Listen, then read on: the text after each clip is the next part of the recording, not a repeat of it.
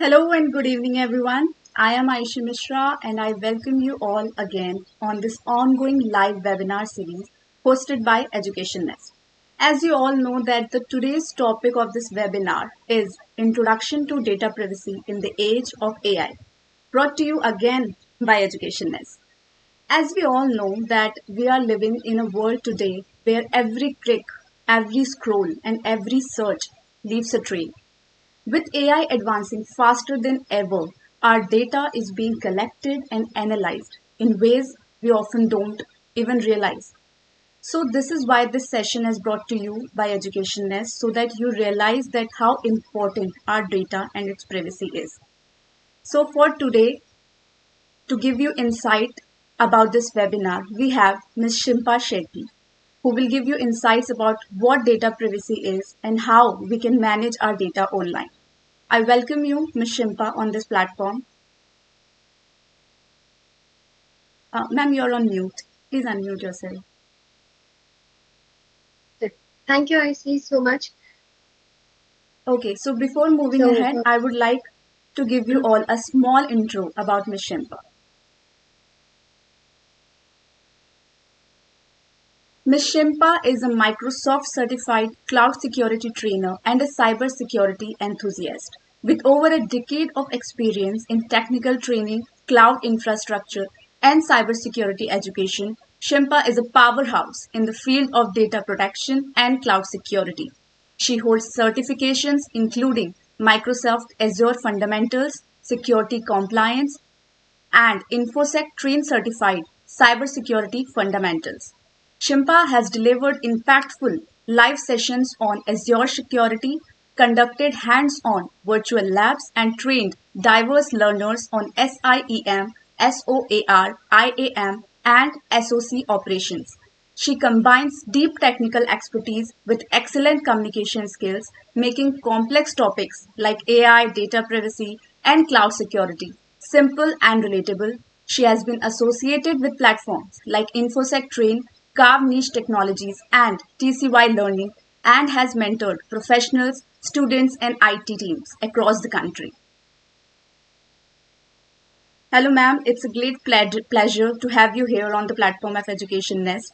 And I hope the audiences today who are joining us, who are still joining in, so have a great insights on how data privacy is important in this age of AI.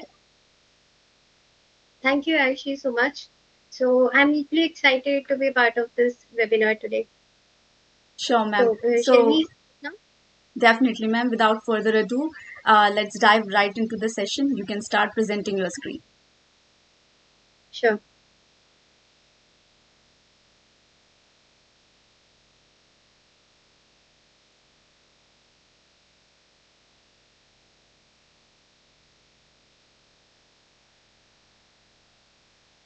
It's All clearly right. visible, ma'am. Welcome, everyone. And thank you for joining today's session. So we are here to explore data privacy in the digital age.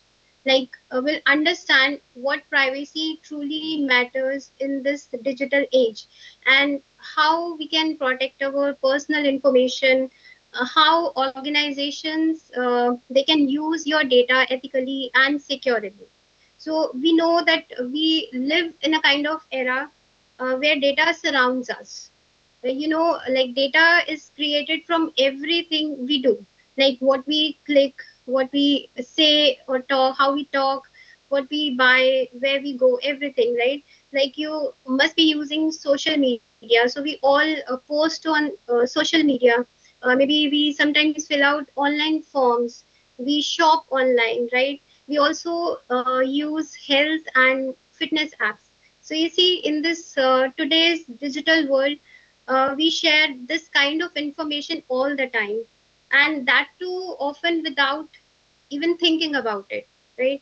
So we know, like just like currency holds the value, and it is similar to that thing, like money, if it is not handled wisely, and let's say if it is not protected, it can be misused, or it can be lost, or it can be even stolen. So you see, data, that is no different. It is similar to kind of currency, right? You have to spend it wisely. So that's why it is important to understand how we use our data and how we safeguard our data in this digital age. To understand this part, it is really critical. So let's dive in. Okay, data privacy. So as we talk about today's digital age, the term data privacy, it has become essential part of, you can say, individuals' right and trust. So data privacy basically refers to the protection of your personal information or protection of personal data and other sensitive information from being misused or any unauthorized access. Now here we are talking about personal data, right? So what personal data refers to? This is the kind of data that identifies an individual. Let's say, see, you have your name, phone number, email, address, we have credit card number, you have your passwords, we have a social security number, maybe you have IP, we have biometric data, right? So all this comes under personal data. Like as you see in this image, we have a driving license number, passport number, also we have medical history. So you see, any kind of data that identifies an individual, that comes under personal data, right? So this is really important to protect this kind of data. As an individual, you should have full control over this data, like how this data should be collected, how it should be used, or it can be like how it should be shared, right? So data privacy basically, it gives you the right and control. Like you got to decide whether to share this data or not, or if yes, how that can be shared or how much it can be shared. So this is data privacy in basic terms, just protecting your personal information. Okay, then talking about key principles, like we have some of the key principles based on which we have data privacy, or you can say data privacy, it is built on these key principles that we are going to talk about. So the first one is consent. Consent means like the companies, they must ask for your permission before collecting or using your personal data. And see in this data breach, that becomes another important element. In case in case we have any kind of data breach, or is there is any kind of compromise, so the infected user or authority, they must be informed. See, this kind of transparency, it will always help to mitigate the risk, or it can also sorry, it can also it will help to, you can say, it will help to reduce the impact of the breach, and at the same time it will help the individual to take necessary action. So it is really important that companies, they must ask for the permission before they are going to use your data. Then we have purpose limitation. So what does that mean? That means like the data, it should be collected for a clearly defined and legitimate purpose, and it should not be reused for any unrelated purpose, right? For example, let's say we have e-commerce company, right? They just save your data as your address, right, for delivering a package. But later on, this data should not be used for any kind of marketing campaigns or any kind of ad campaigns, unless like they have obtained your consent. So this will always ensure transparency, and it will also help to build the trust of the user. Then we have data minimization. This is like one of the foundational principle of data privacy. This means like, as it is very much clear from the name, this means organization, they should collect only the data which is necessary, just like collecting the minimum, only what is needed for a specific purpose. Like you see, collecting the excess information, if you are collecting more data, there is always the risk of breach, right? For example, let's say you are running a newsletter, and for that you only need users email address, right? And you need not to know their home address, or you need not to know their date of birth. So it's like just collecting minimum, or collecting only what is needed. That's why you can say minimizing this collection of data. Organization, they reduce the attack surface, and also it will build more trust with the user. So we have one of the practical approach to achieve this principle. Like, how can we do this? We need to regularly review the data which is collected. Like, organization, they should regularly review it, what kind of data they are collecting, and then keep on evaluating whether it is still needed, and then deleting later on when that data already has outlived its purpose. So I would say data minimization, it is not just a legal requirement. It's going to be a smart and security conscious practice. So in short, we can say less data collected, that is same as less risk involved if anything goes wrong. So that is all about data minimization. Then we have security part. So this principle, it will focus on taking appropriate technical measures or organizational measures to protect your data. See, it is not enough to simply say we store your data safely, we have your data safe, but organizations, they need to implement very robust controls. Like, they can go for encryption of the data. We have multi-factor authentication, we have the option of firewalls, and there must be regular security assessments. So the organization, they must use these security protocols, and there should be regular audits for this to maintain that security. And we have one more thing here. As we know that one size doesn't fit all. So same is the thing with the security. So security is not like one size fits all. Now, what does that mean?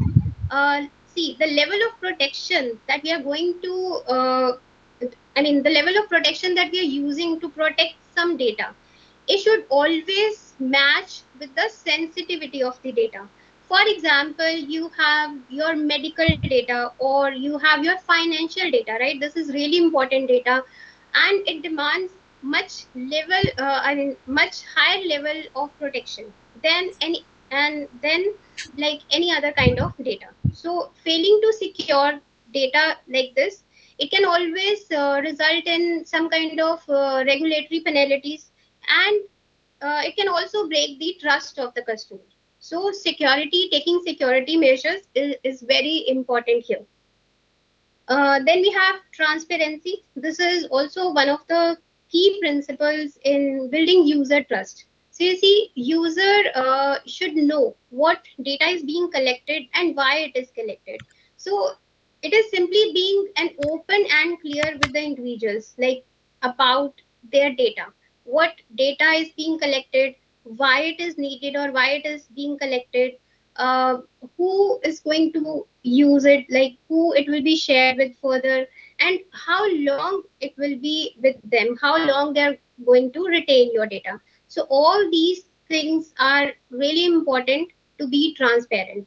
So transparency, as I said, it will help to build the trust of the user, and also it will help individuals to make some informed decision. For example, like, let's say you sign up for a new app.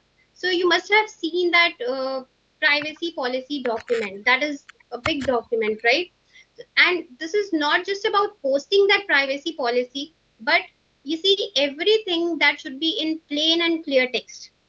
That document, that should explain in plain language, like what data it collects and how that data will be used. And they don't need to put that long document that no one ever is going to read, right? So everything, it should be in uh, clean and plain text, right? This is about transparency. The customer or the user should know about that privacy policy, it should explain clearly that what they are going to do with their data. And finally, we have user right, like they have right to access and delete. This is also a key part of data privacy. So individuals, they have the right to access their personal data.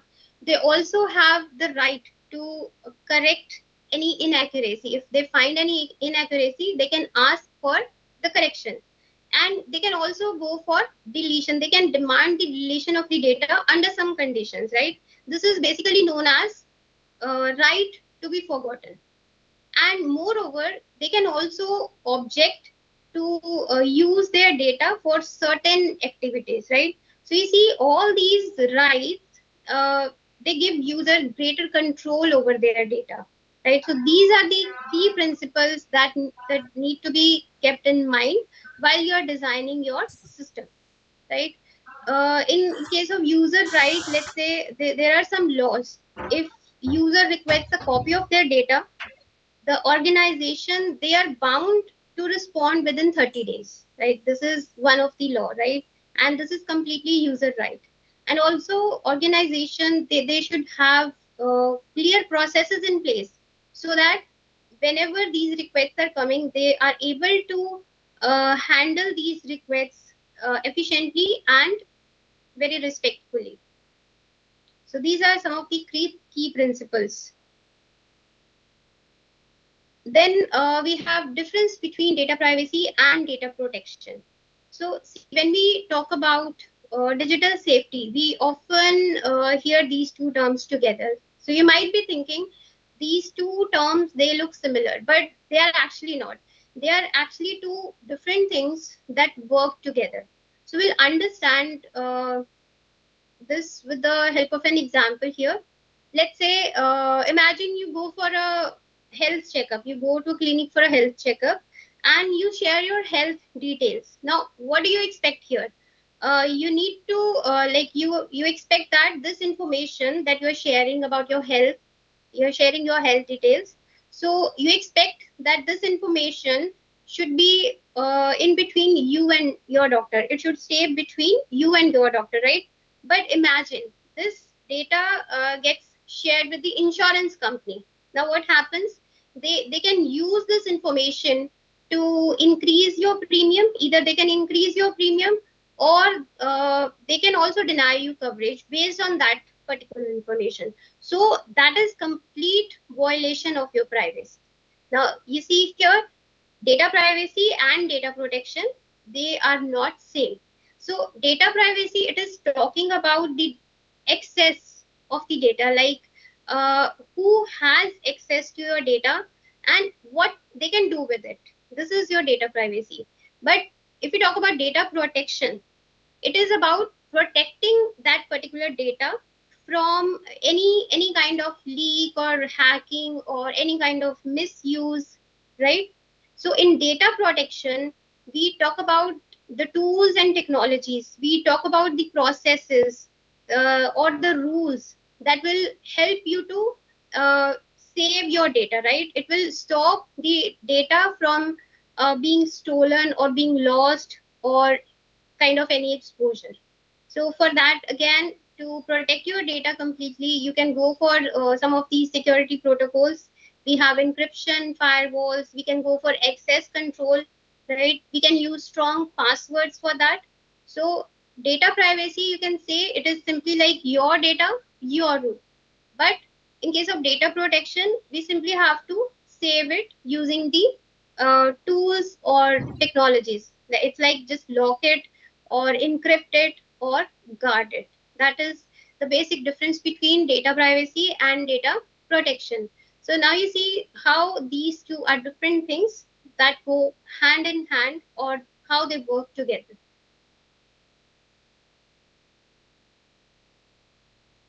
Okay, then data privacy, why it matters. We have been talking about what data privacy is, what are the key principles on which this data privacy is built on. But why does this data privacy matter so much?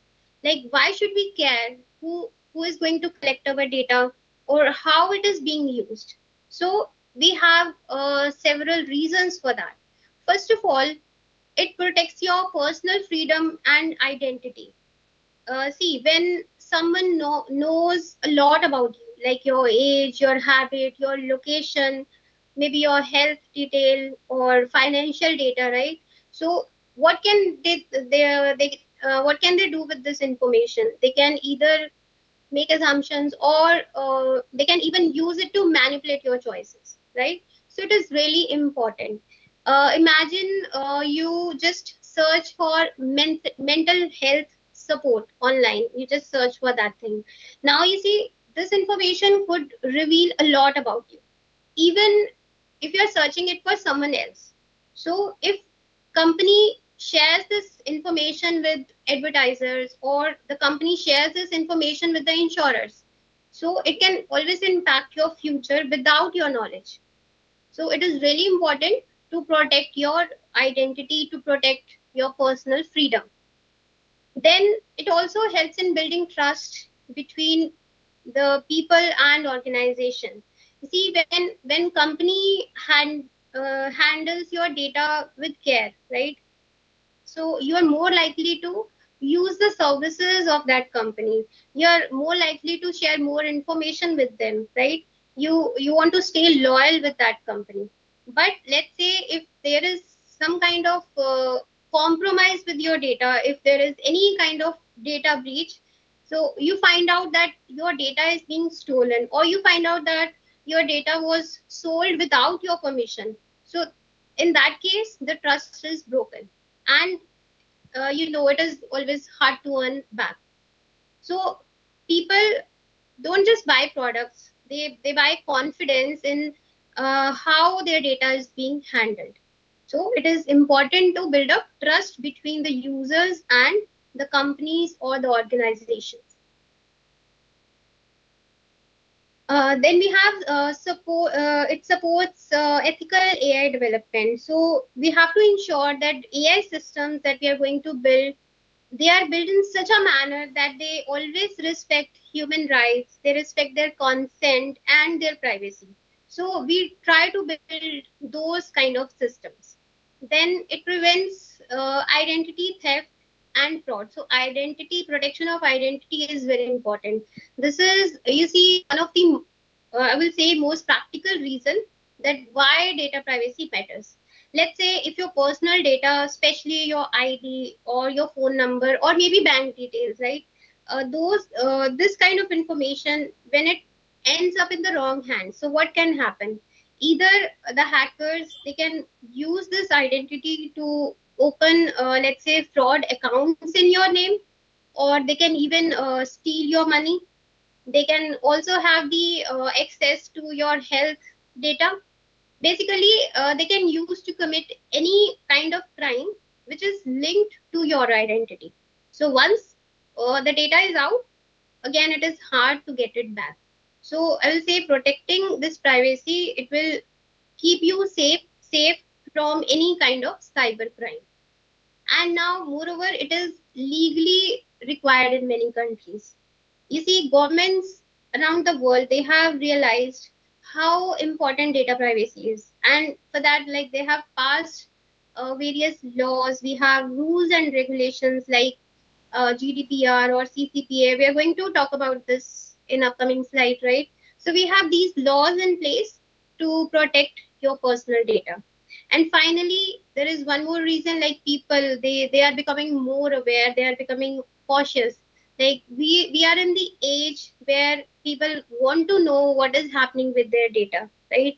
They have right to decide who can access their data. Simply like they need to have full control over their data. So privacy, you see, it's not just a technical concern now, it has become a human expectation. So privacy, I would say, it matters because people matter, and it is all about the respect and safety of an individual.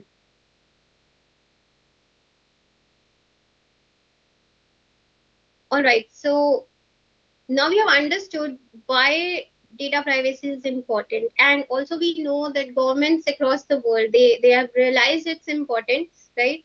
For that, they have designed some laws. We have they have rules and regulations to protect this privacy. You see, in today's digital world, where data is constantly being collected and used, it is really important to protect that data, to safeguard the information. And also sometimes you can hold organizations accountable for like what they manage or how they are going to manage it. So for that we have these laws. So these laws basically, they will give the individual the rights such as accessing their personal data or correcting any kind of discrepancy, or if there is any inaccuracy, or even they can request for deleting the data, right? But at the same time, the organization, as I said earlier, they must be transparent about their data practices, like how they're collecting the data and why it is being used, the stuff like that, right? They should get valid consent from the user, and they should also go for implementation of these security protocols that we talked about. And you can say that failing to comply with all these rules or laws or regulations, they can result in hefty fines, or they can also damage the reputation of the organization. It can damage the brand trust. So ultimately, understanding and respecting data privacy law, it is not just a legal compliance, but it is all about building trust with the user. So we have all these data privacy laws in place.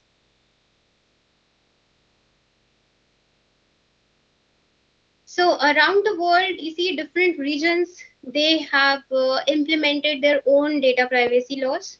For example, we have the first one as GDPR, that stands for Journal Data Protection Regulation. This is in European Union, and this is one of the most comprehensive law based on the consent, the transparency, and other data rights, right? It gives individual the full control over their data. Similarly, in US, California introduced CCPA, or it has CPRA, which stands for California Consumer Privacy Act, and also we have California Privacy Right Act. So this is for residents in USA. Then in India we have DPDP, which stands for Digital Personal Data Protection Act. In Canada we have Personal Information Protection and Electronic Document Act, which is PIPEDA. And in Singapore we have PDPA, which is Personal Data Protection Act. So you see, there is no single global data privacy law. Each country or each region, they have their own legal frameworks. But what is the difference here? Only the difference is in the level, like what is the scope of the data that is being used in each law. Also, there could be one more difference, like based on the various principles. As I explained earlier, in GDPR, it is based on the consent, transparency, or data subjects right. In California, the rights, the laws that we are talking about, they are just talking about the user rights to know or delete or opt out of that data selling, right? In India, the laws, which is DPDP, Digital Personal Data Protection Act, it will focus on consent based. So all these laws, they are based on one or more key principles that we talked earlier, right? So we have different level of data which is being included here, or we can have different level of enforcement or the authority power. So simply, you see, just like we have laws to protect our homes or money, or we have laws to protect our health, so these data privacy laws, they protect our digital identity. They are there to protect our digital identity.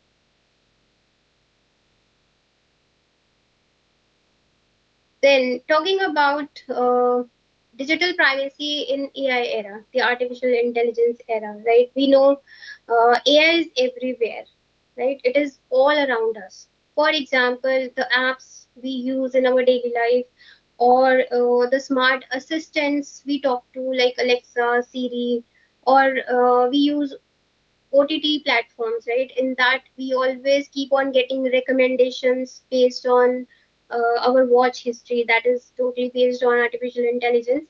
Also, it can help doctors with diagnosis. But you see, what really powers this AI behind the scene? This is simply the data, and this is lot of data, right? Because AI, it works on massive amount of data here, and most of the data that comes from us only, it is just our personal data. Again, we have names, locations, our shopping habits, we have health data, financial data, we have medical history, right? Even our voices and our faces. So that's why digital privacy in this age of AI, it has become a very big deal. You see, AI can be very useful. It can be incredibly helpful, but it also brings serious risk if we are not careful with how our personal data is being used. Let's say if AI system they learn from some biased data, so they will start treating people unfairly. Also, let's say if it collects the data without our knowledge, that's going to be the breach of trust. And moreover, if this data is stored without you say proper security, so it can become an easy target for the hacker. But we have a good news here, that people are becoming more aware. Like, we have evolving user expectations, so people are aware of how their data is being used. They now expect to know, like, what is being collected, how it is being collected, why it is needed, all those things. And this is where the trust comes in. If, let's say, people don't trust an AI system, they don't trust that, let's say, AI system is not respecting their privacy. So they won't simply use it, they will stop using it, right? So to build that trust, we have privacy by design feature. So we need to design AI systems with privacy in mind from the very start. What does that mean actually? Like, we have those kind of systems which are collecting the data which is just needed, right? Not the excess of the data. They are completely protecting our data, right? And they are giving user full control over their data. This approach is basically privacy by design. And on the top of that, we have various rules and regulations which are catching up. The rules, the various laws that we talked about, their design, or we have rules developed specifically to AI, right? Just to make sure that it is used safely and it is acting fairly. Around the world, we have legal and regulatory momentum, the laws, the various laws. You see, these laws or these regulations, they are not just the checkboxes, but they are just important for protecting our rights, our privacy, and I would say holding organizations accountable if anything goes wrong. And finally, we have a big picture of this point here, like data privacy. It is not just a technical concern, it's not a technical issue, or it is not about the compliance issue. It is all about the human dignity, safety, and trust. So we know, as AI grows, so we need to make sure that it respects our privacy in all the manner, and not just uses our data. As an individual, we need to be more aware. So this is all about data privacy in AI era. Finally, talking about the future of AI and data privacy. So we know, like, artificial intelligence, it is continuously growing, and it is becoming the integral part of our daily life. So you see, data privacy, it is going to be the key focus always. As I told you earlier, like artificial intelligence, it handles large amount of data, and that too personal data.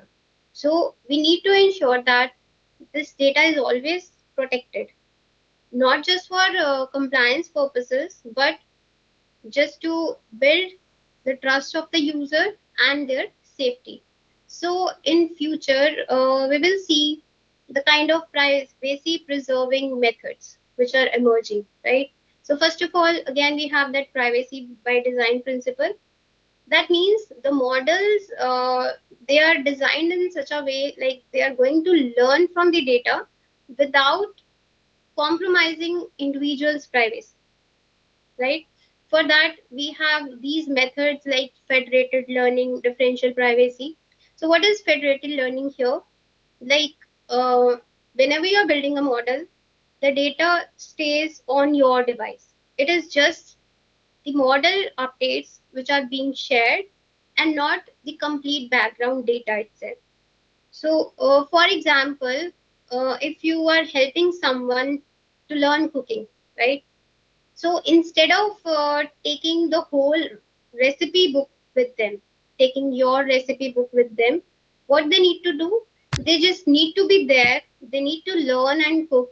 They might note down that particular recipe, but they are not allowed to take your complete recipe book. So federated learning, it works in the similar manner. The models are learning, right? And the model updates, they are shared, but not the background data. The data will stay on your device. This is your federated learning. And then there is another smarter way to protect the data, which is known as differential privacy. This means like adding noise to the original data so that it can't track back to the individual. And this is also built directly into AI systems.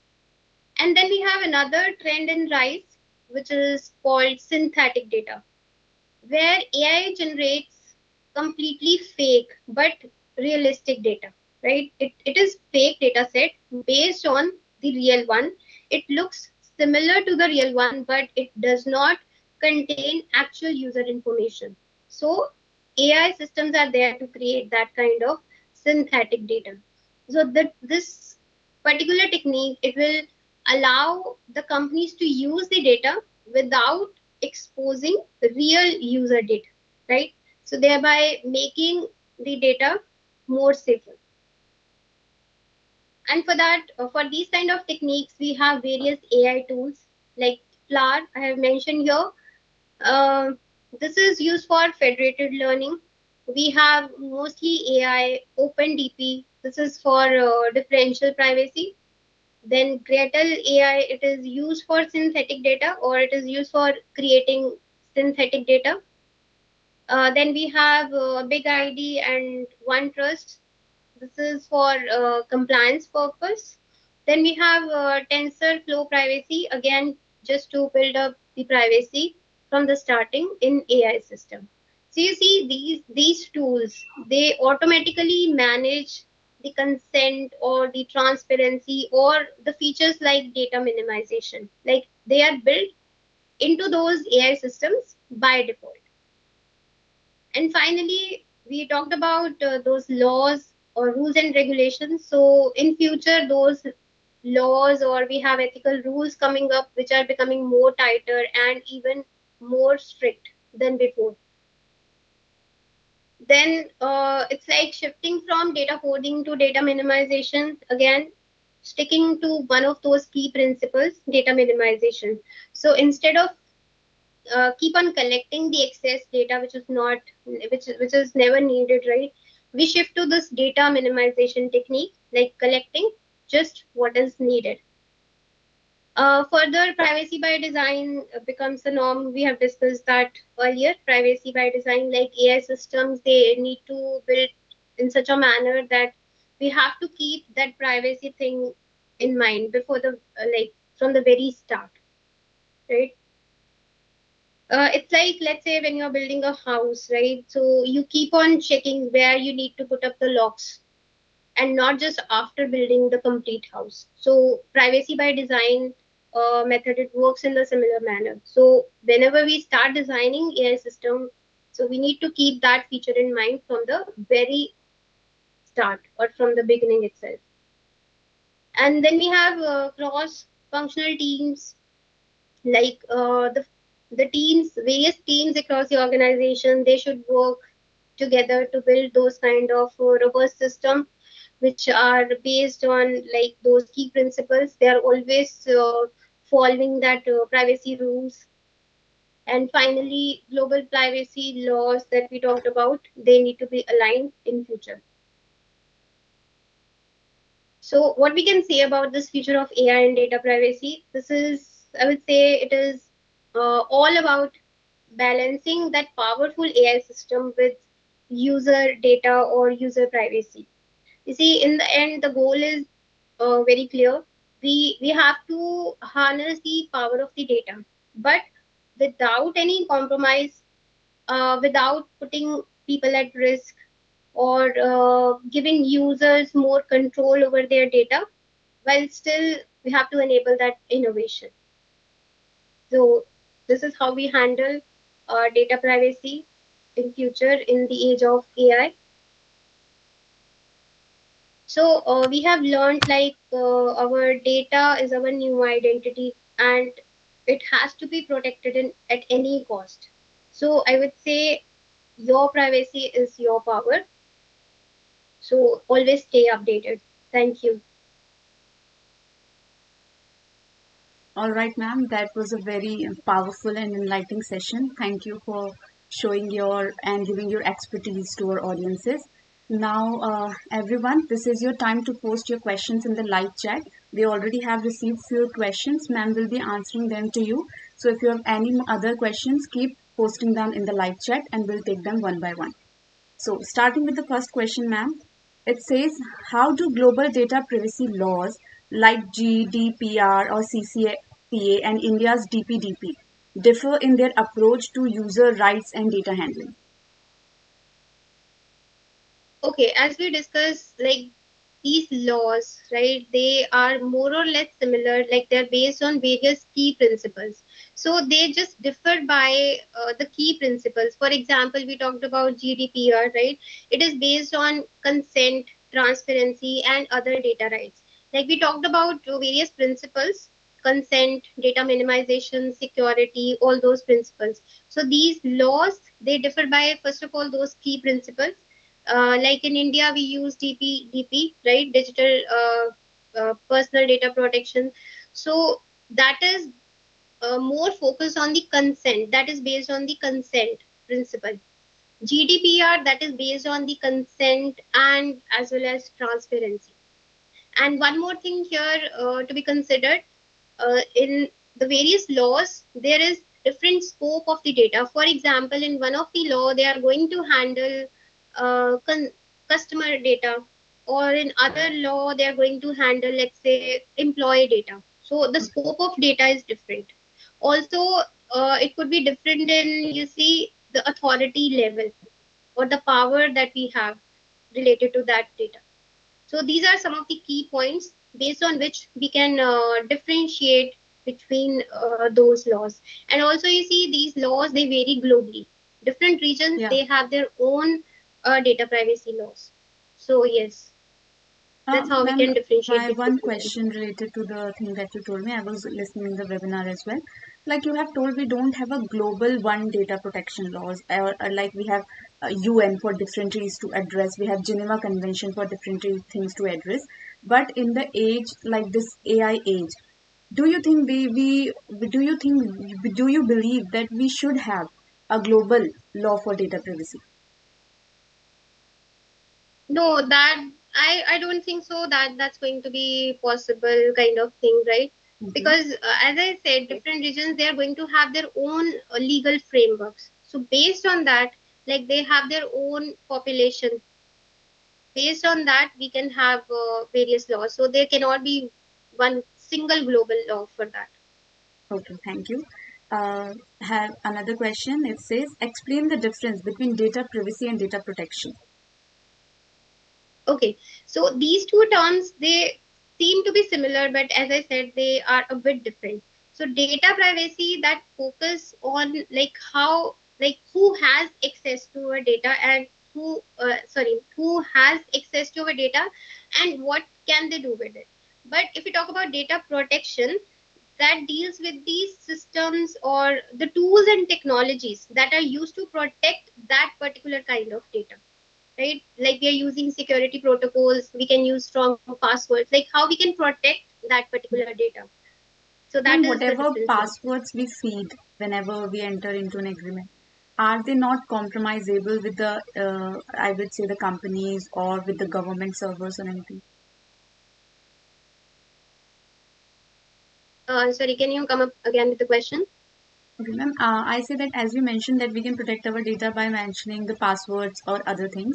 So are those passwords compromisable with the companies or the government servers or anywhere? No, there is a kind of technique which is known as MFA. You must have heard of that, multi-factor authentication, right? So yeah, so that is, I mean, along with the password, we have one more level of security. Like you must have seen, while simply we log in into Gmail, instead of like after entering password, we have one more level of security, that might be your like face ID, that might be any security key. So it is not just the password that we are protecting with, but another factor comes into picture. That's why it is called multi-factor authentication. We are doing, like we are using one more level of privacy in this, right? And also we need to use always these strong passwords, which are like hard to guess. Okay, right. So there's another question. Is your personal data truly safe in the digital world? Personal data, uh, Truly safe in the digital world. truly safe. Okay, this is what we all discussed here. That is actually not safe. We need to be more aware about that. That how we can always be aware about, like when we are sharing kind of data. Let's say when we fill online form or even we post on social media. So we don't know where that data is being. I mean, where that data is going. So it is not always protected. Okay. So another question says, can AI collect data from private conversation or messages? Almost like the last one. Yes, yes, it can do, because if you talk about that kind of smart talking assistants like Alexa or Siri, they are actually always listening. For example, if we both talk about buying a new pair of shoes, right? We are just simply talking, but Yeah. in next 5 minutes you will see you It starts start getting appearing on the, ads. yeah. So they are always listening to our data.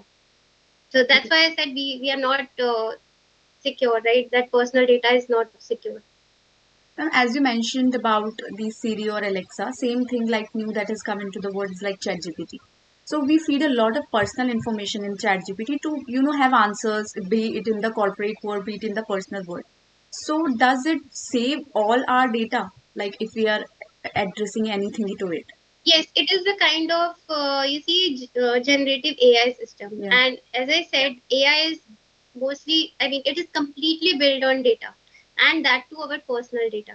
So whatever you are searching, whatever you are asking, let's say on Chat GPT, it is always saving your data, and it will save your preferences, and Mm. in future it is going to answer accordingly. If we delete our account or something like this, so does that data gets vanished or does it, is it stored somewhere? It stays there, actually. It is always there. So you see, whatever we do online, we are always going to leave a digital footprint, Mm. and it is always there. Thank you, ma'am. Let's have another question. How can individuals reclaim control over their personal information from corporations and government? For that, we have various organizational laws. So based on laws, they can ask for their data.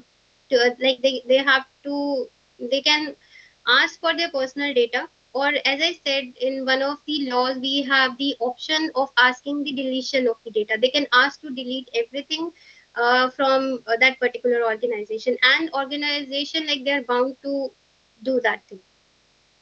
Okay. So Let's take another. it everything comes under that law. Okay. Let's take another question. It says, describe the potential risk of AI system operating without data privacy considerations. Okay, operating without Data privacy data. considerations. Okay, so it's like whenever AI is not considering or it is not protecting our data, so what can happen? As I said, it can lead to identity theft, and in your name, it can like your ID can be used to commit any kind of cyber crime. So Okay. that is one of the yeah, one of the, you will say, a disadvantage over there. Okay. So, If ma'am, your there's ID an is lost, yeah. So based on your ID, on your name, like they can open fraud account on your name, they can steal your money, right? They can commit any kind of cyber crime. okay. So there's another question. How can we know if our data is being misused by an AI system? Is there any chance that we will know? No, so according to me, like we'll know once it is already being misused, right? So from the very start, we need to be aware. Like Okay. we need to be more focused while we are sharing our data online. Okay. So, ma'am, there is another question. It says, what is the encryption in the WhatsApp? Sorry, can you please repeat that? It says, what is the encryption format in the WhatsApp? So, encryption, as you know, it is like converting the readable data into unreadable format so that only the concerned person can see that particular message or the data that we are intent to share. So it is same with the WhatsApp. Like we keep on sharing our text messages, or we have voice messages, or video. We do video calls. We have Photos. like lot of data, photos, videos, images, right? And if it Mm. is not encrypted, right? Because you see, we have the era of cloud computing as well. So everything is being stored in the cloud at the same time. Like you are linked with your, let's say you're using your Gmail account, right? So you're always linked with the Google Drive, one of the cloud options. So that's the storage option. So your data is always being stored on the cloud there, right? And let's say if that particular communication is not encrypted, again it those that data can be intercepted, and then later on it can be misused. Okay. Then there is another question. Are AI generated recommendations a form of data manipulation? It's the form of, Data manipulation. yes, you can say that, because you see, if we talk about, if we take the example of that OTT platform, so based on our watch history, we keep on getting recommendations. Also, let's say when you try to buy something online, right? We usually shop online. So Exactly. later on, we start getting those recommendations, like this kind of stuff will be suiting you, all those things, right? So yes, it is kind of So overall, we can say that yes, manipulating your choice. it manipulates our choices. It is a Yes, kind of consumer oriented platform, like we will say. yes, it will definitely manipulate your choices, because you see, at one point of time you are planning to buy, right? Then you drop that idea. Later on, when you start getting recommendations, right, you will think of, like, at one point of time, you will always think of buying it again. So definitely, it is manipulating the choices. Okay. So I guess there's one more question. Explain the concept of privacy by design and why is it especially important in the development of AI system? Okay, privacy. Sorry, privacy by design means like whenever we are building AI system, we have to keep that privacy feature in mind before the very start. I give you the example. Let's say you're building a house. So while you're building, right, you will think of putting up the locks where you need to put up the locks in the entire house. and you will not think of that thing once the complete house is built up. So privacy by design works in the same manner.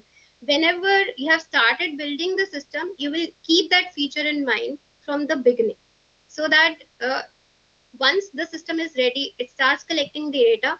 So it is by default working on those key principles. It will always take the consent. Once the data is collected, it is always going to protect it.